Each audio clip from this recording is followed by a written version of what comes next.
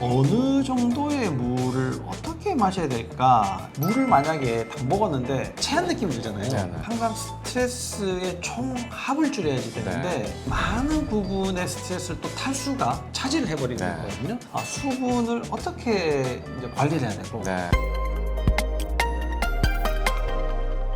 안녕하십니까. 아프지 마셔의 닥터 준스 김준영입니다. 안녕하십니까. 아프지 마시오의 닥터 준스 조준호입니다.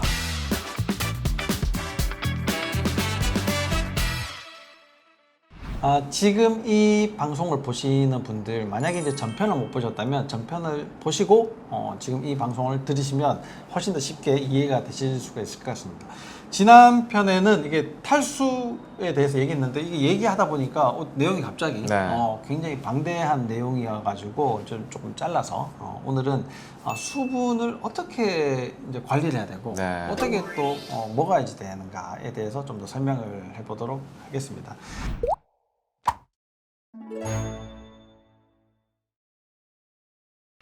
탈수, 그러니까 이게 생각보다는 굉장히 이렇게 너무 주변에 네네. 흔하다 이렇게 생각이 들어요. 난 목도 안 마르고 뭐 어디 뭐 예를 들면 안구 건조증, 네. 그냥 피부 건조증 뭐 이런 것도 없는데도 불구하고 혹시 나도 탈수가 아닌가 이렇게 의심하시는 분들 굉장히 많으셨을 것 같은데 그런 분들 오늘 이야기를 또 들어보면 굉장히 재미있을 것 같습니다.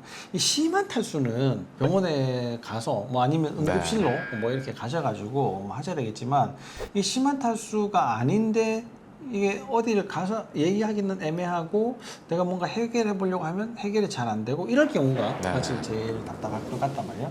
여름에 요즘은 바깥에서 이렇게 다니시는 분들이 별로 없잖아요. 뭐 햇볕을 뭐 보고 뭐 예전처럼 운동장에 조회를 하다가 쓰러지고 뭐 이런 경우들도 사실 별로 없고 또 요즘에 더더군다나 온라인으로 막 이렇게 강의를 하니까 별로 없는데 여름에도 탈수가 생길 가능성이 뭐 겨울에도 탈수가 생길 가능성이 굉장히 높다. 요즘은 네. 뭐 사계절을 가리지 않고 굉장히 높다. 뭐 에어컨을 틀면서 건조해지고 난방을 하면서 건조해지고 뭐 이렇기 때문인데 그럼 이런 분들이 그럼 수시로 이제 탈수를 해결해야 되잖아요. 네네. 그러면 어느 정도의 물을 어떻게 마셔야 될까 이런 분들 이제 굉장히 궁금해하실 것 같고 그 전편에서도 뭐 어느 정도의 물을 이제 뭐 차나 뭐 커피나 뭐 이런 걸로 대체하면 안 된다. 더 문제가 생길 가능성이 많다. 네. 이렇게까지 말씀해 주셨는데 간단하게 이게 한번 이야기를 해볼게요. 우리가 물을 얼마만큼 먹고 뭐 물을 얼마만큼 쏟아내고 이런 것들도 굉장히 중요하지만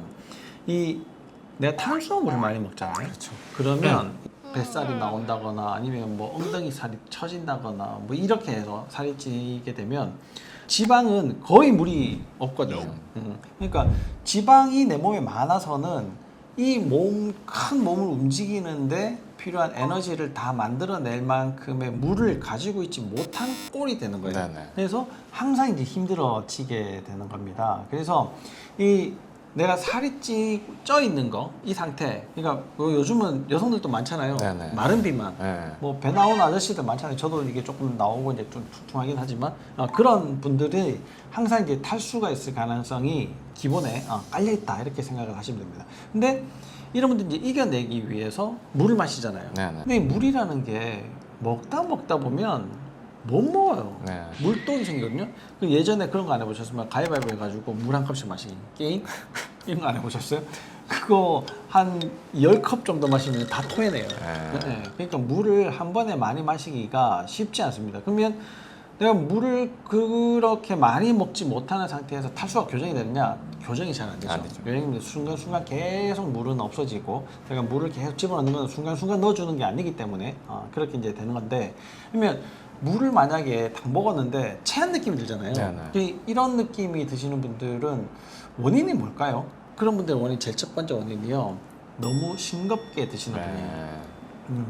왜 그러냐면 싱겁게 먹어가지고 내 몸이 지금 맹탕이 되어 있잖아요. 소금기가 별로 없는 몸이면 물이 더 섞이면 되겠습니까? 안 되겠습니까? 안 되죠. 안 되겠죠. 네. 근데 입을 막지는 못하잖아요. 네네. 어쩔 수 없이 얘는 먹게 돼요.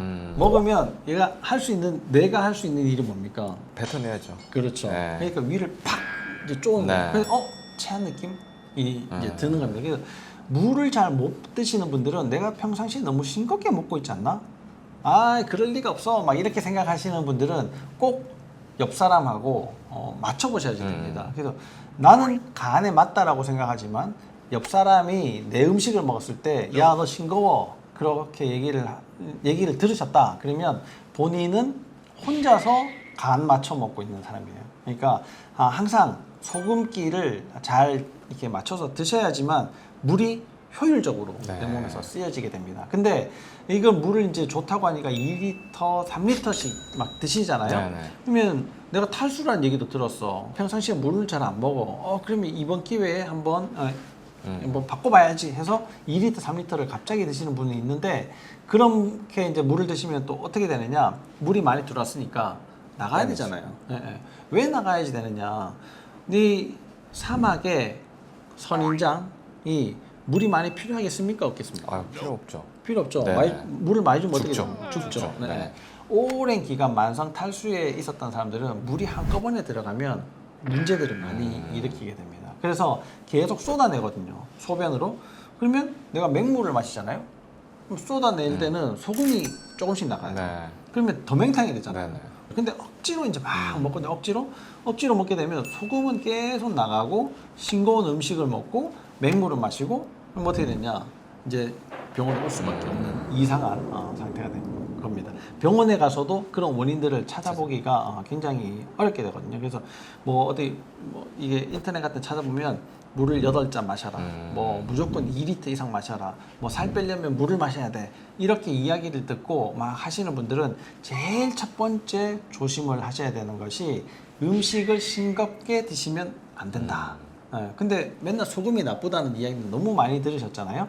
그러면 나쁜 소금을 피해야 되는데 왜 소금을 먹어야 되나에 대해서 조금 더 이해를 하셔야 되는데 소금이 내 몸에 나쁘게 작용하는 경우에는 설탕, 밀가루, 과일, 음료수 같은 단 음식들이랑 같이 먹었을 때가 항상 문제가 되는 겁니다. 그래서 내가 설탕, 밀가루, 과일, 음료수, 인스턴트, 술 뭐 이런 우리가 보통 나쁘다라고 생각하는 음식들을 조금 제한을 하시고 조금 피하시고 간 맞는 음식을 잘 드시는데 물과 함께 먹으면 좋잖아요. 네. 그래서 국을 평상시에 잘 드시지는 않았지만 내가 탈수 증상이 있고 몸이 이상하고 물만 먹어도 살이 찌고 뭐 잠이 잘 안 오고 뭐 여러 가지 불편한 증상들이 생기시는 분들은 국을 잘 드시는 것이 또 하나의 수분 섭취 팁이다 이렇게 말씀을 드리고 싶습니다. 뭐 정 안 되면 저 뭐 물통 같은 거 있잖아요. 뭐 한 500cc 물에 네네. 뭐 죽염이나 뭐 소금 뭐 이런 것들 좀 넣어가지고 드시면 되는데 그게 뭐 궁여지책으로 그렇게 하는 것이지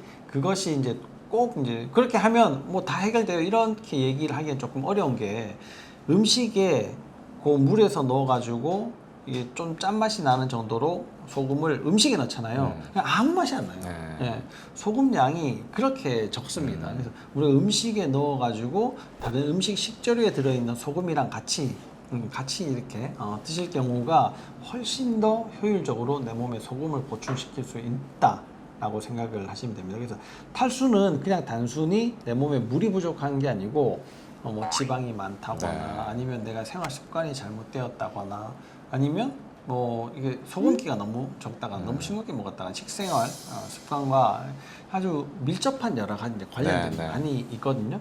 그리고 주변 환경들도 마찬가지예요. 지금 이제 에어컨을 계속 틀어놓거나 난방을 계속 틀거나 이러면 끝없이 건조해지고요.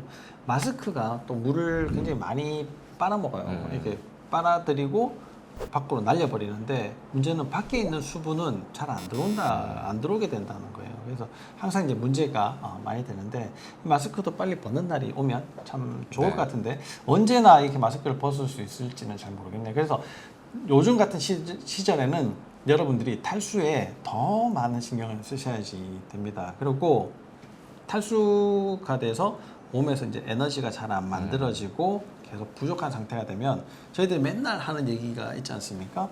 항상 스트레스의 총합을 줄여야지 되는데 이 많은 부분의 스트레스를 또 탈수가 차지를 해버리는 거거든요.